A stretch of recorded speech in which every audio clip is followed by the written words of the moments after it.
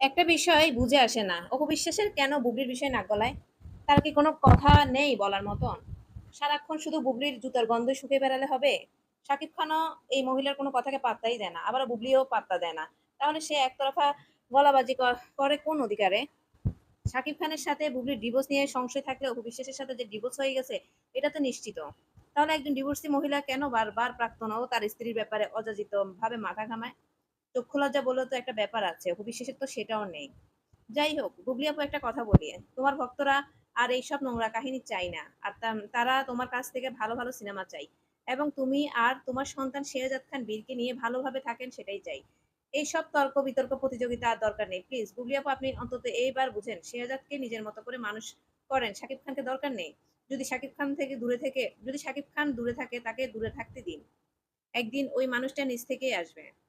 অভিনেত্রী আজমিরি হক বাঁধন আপুকে দেখেন, নিজের সন্তানকে একা দায়িত্ব নিয়েছে। আদালতের মাধ্যমে যা বাংলাদেশের প্রথম নারী যেখানে সন্তানের বাবার পরিচয় রাখে নাই। আপনি এবার নিজের আত্মসম্মানের দিকে তাকান। আর কত মিথ্যা অপবাদের অপমানিত হবেন বলেন বুবলি আপু? ভক্ত হিসেবে এসব কাহিনী শুনতে শুনতে বিরক্ত হয়ে গেছি, আর পারছি না নিতে। এটার পর যদিও আপনি আর কথা বলেন, আমরা বিশেষ করে আমি সত্যি আপনার সম্পর্কে আর কোনো কথা বলবো না। যদি কথা বলতে হয়, আপনার সাহস করে সাথে সাথে তার কথার উত্তর দিতে পারলে বলবেন, আর না হলে বলার দরকার নেই। আর সবসময় মানুষকে বেশি সম্মান দেওয়ার বাদ দেন।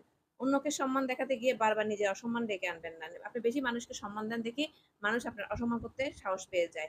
ডেসপারেট হন, জাস্ট ডেসপারেট। আপনি একজন প্রথম সারি নায়িকা, নিজের মতো অহংকারটা আনেন। এত নিরহংকার হইলে তো মানুষ আপনার মাথার উপর লবণ রেখে বড়ি খাবে। জাস্ট ইগনোর সবকিছু।